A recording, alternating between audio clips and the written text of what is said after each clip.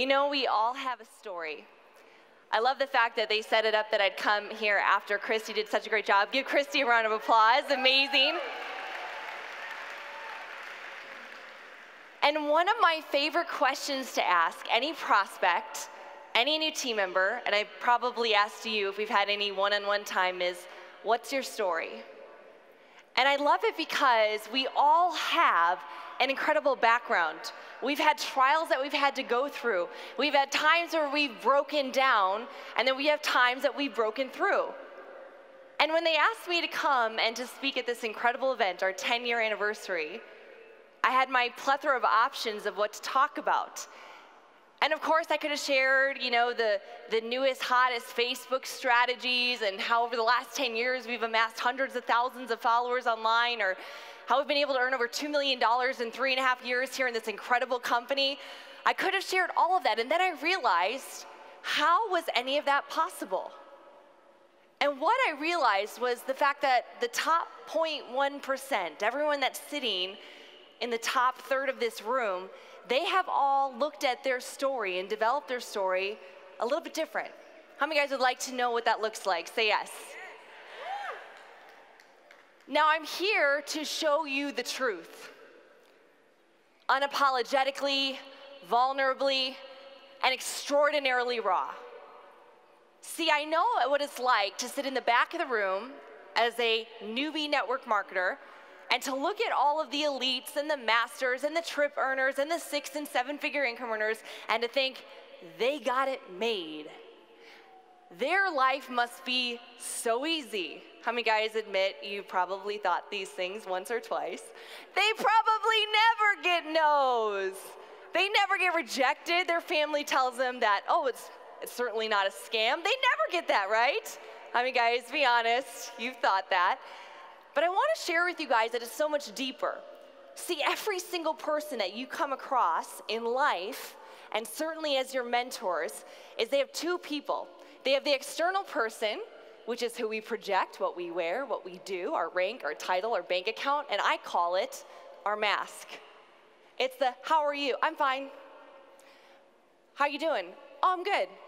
When you're totally breaking down inside. See, our internal person, our second person, this is our thoughts and our fears and our doubts. These are all the experiences that we've had. These are our emotions and our beliefs. And I love digging into somebody's story because here's the truth. Every part of our story has been molded by the wins and the losses and the peaks and the valleys, and everything that we have gone through in our life has culminated to who we are today. And I want to take these next few minutes, and I want to give you guys a skill set. How many guys are ready? Say, I'm ready. I want to give you a skill set, because the next time that when you leave this room today, when you fly home tomorrow, when you're ramping up to do your influencer run, when you're trying, you know, you're like earning as much Cancun cash as possible. Who are my Cancun girls and men out there? You guys, my amigos, amigas, you're gonna join us? I know that you're going to eat the dirt. I know at some point you're gonna fall, you're gonna fail, and you're going to have to choose, am I gonna be a victim of my circumstance or a victor? Am I gonna sit and sulk in this trial, or am I gonna triumph? And am I gonna be on a first-class ticket to the Hot Mess Express, or am I gonna turn this situation into a message? And the title of this talk is really about breaking down or breaking through. Now, a couple times during this conversation, I'm gonna say to you guys, I had the choice to break down or I could. Let's practice. I had the choice to break down or I could. One more time, I had the choice to break down or I could. Now, in doing this conversation and being super raw, I'm gonna share some intimate details of my life that I've gone through, and it's not to elevate me by any means. Many of you guys have gone through worse. It's just to show you that this is life and this is what we go through. And this is something that I've learned, is that I've been able to break through and somehow not identify with my struggle. So I hope you guys find yourself a little bit in this story. It really began for me back when I was 15 years old. I was your typical teenager, worried about boys, getting good grades, being popular and accepted and fighting acne. The normal things a 15-year-old should care about. I was also in musical theater, and the opening night of one of our plays, I became really sick, and I kind of thought it was stomach nerves. Well, unfortunately, those stomach issues continued on for several weeks. Ended up having to go to a gastroenterologist, a GI doctor, and I got diagnosed with mild ulcerative colitis. How many of you guys have heard of ulcerative colitis? Kind of like Crohn's. That was November. 6 weeks later, I was admitted to Children's Hospital in Milwaukee, Wisconsin, and they took me into emergency surgery. That is me, if you guys can show the picture. And I want you to take a look at my left hand. That's white knuckling the opiate button. In fact, I was in so much pain, I was literally wasting away in front of the doctors that they thought I was just some young little druggy kid trying to get morphine. And so we had to battle that. They rolled me into emergency surgery the day after Christmas, where they opened me up and they took out my entire large intestine. They said if they had waited even 8 hours, I would have been dead. I would have died from sepsis. I wake up from that surgery. I spent another 2 months in the hospital. 10 CAT scans, dozens of surgeries, reconstructive infections, you name it, it went wrong. At my 5'11" frame, I got down to 112 pounds. I remember the moment exactly because there's very little memories of that hospital room except for the feeling of death. But I remember my mom getting in my face and she said, if you don't get out of this hospital room, you will never get out. And I got out that week. I got home on immunosuppressive leukemia type drugs. I lost most of my hair in high school. Not fun, not recommended. I had to live with an ostomy bag for several years until they reversed it, which is when you basically go to the bathroom. You imagine being 16 years old and being bald and having to go to the bathroom in a bag? I learned very quickly to have thick skin.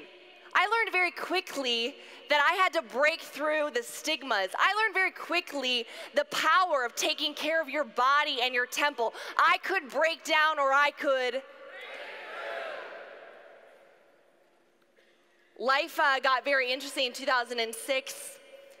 Thankfully, I was finally able to get some restoration to my health when I turned 18. It was about 30 some odd surgeries from 15 to 18. And in 2006, I was 21 years old and I got introduced to network marketing.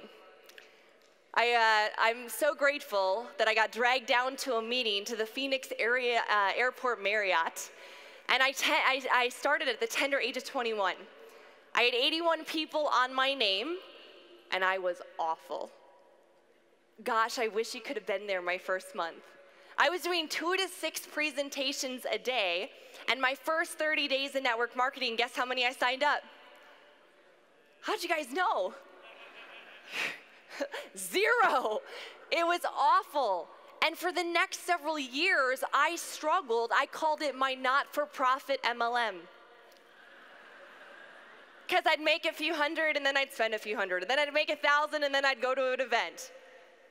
And I was so frustrated because I could recruit. I finally figured out the skills. I was going to all the events. I was doing what I thought the top earners were doing. I was listening to the tapes, and somehow it just wasn't working because anybody ever been there before? You're like, come on. But I knew, guys, that I could break down or I could.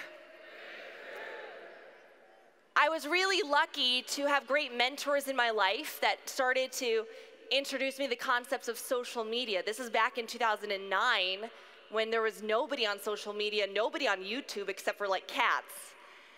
I started recording videos, I started building a list, but then the economy crashed. And at the time, my then husband owned an insurance agency that was built upon real estate. So when the economy crashed in Phoenix, Arizona, we were thrown into 3 foreclosures, not 1 home, not 2, 3. He claimed bankruptcy, we lost our traditional business and had to fire 3 employees. At this point, I'm 3 years into network marketing. What do we do in network marketing? We sell the dream, right? But I was po. Not even poor. I couldn't afford the OR. Po.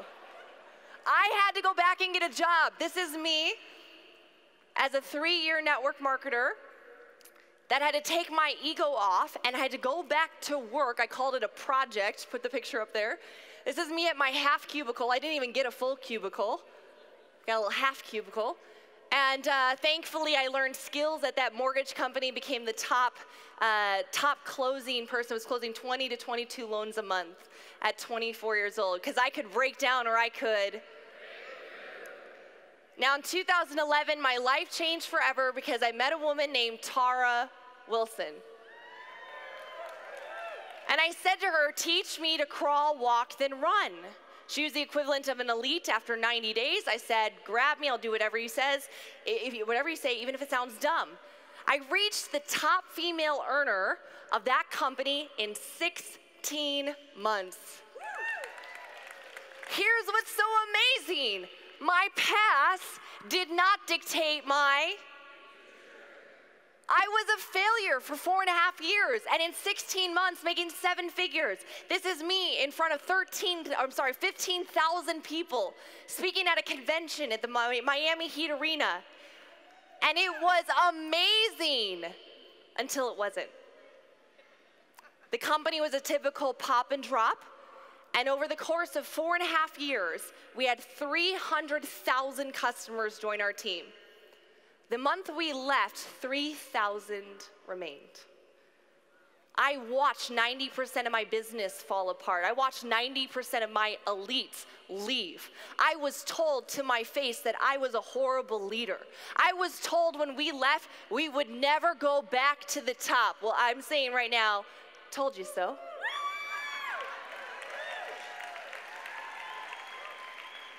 And I could have let those things get to me.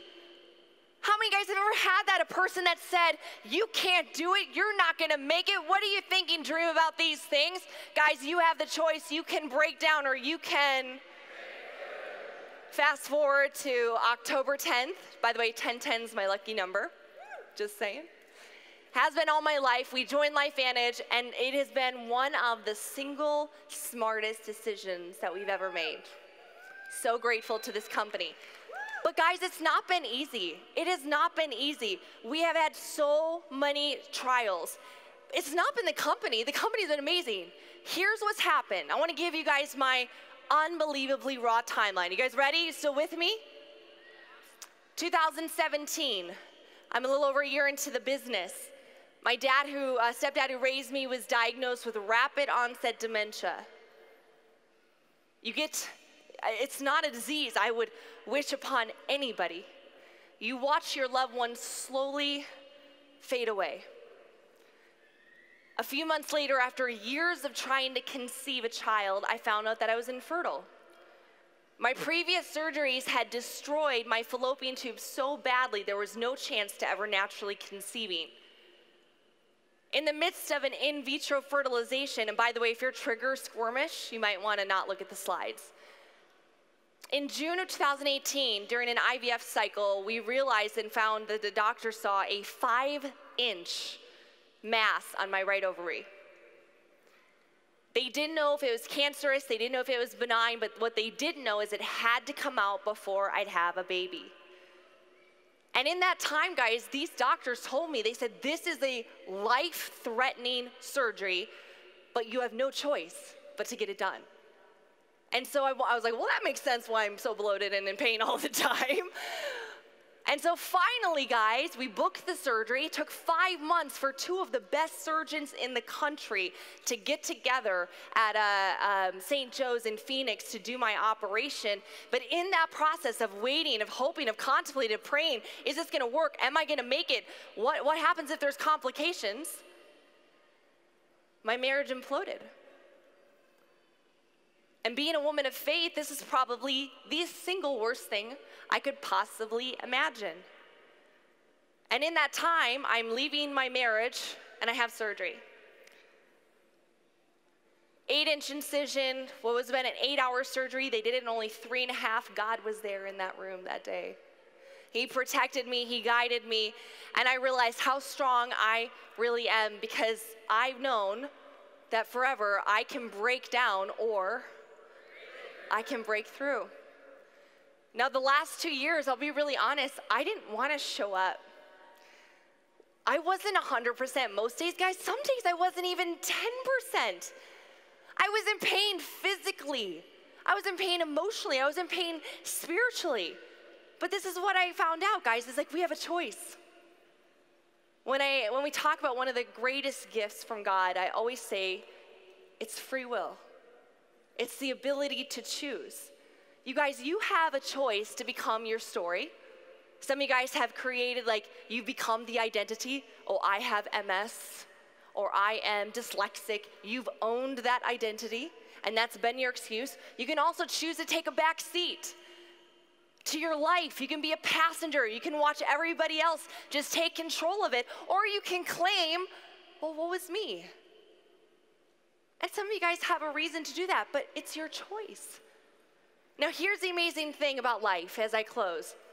You're either currently in a challenge, you're just coming out of a challenge, or guess what's right around the corner?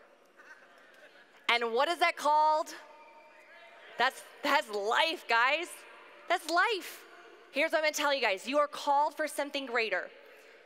I know that you guys came here to the Elite Academy because you have the desire, something in your heart has brought you here. Am I right or am I right?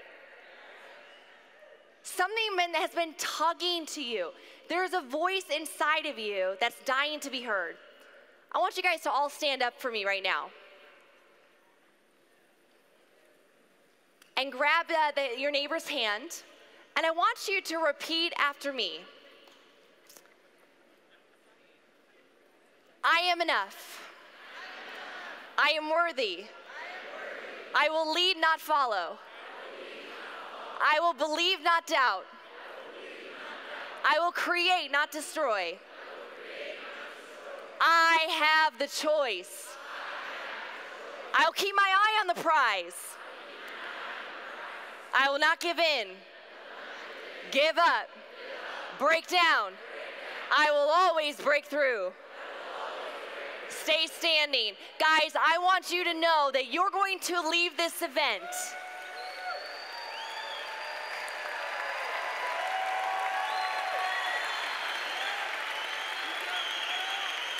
I want you guys to know that you're going to leave this event and you're going to be out there, and I want you guys to imagine that you're like a BMX racer at the starting line, ready to run influencer, ready to rank up, ready to tackle your dreams, ready to break through, and you will eat the dirt.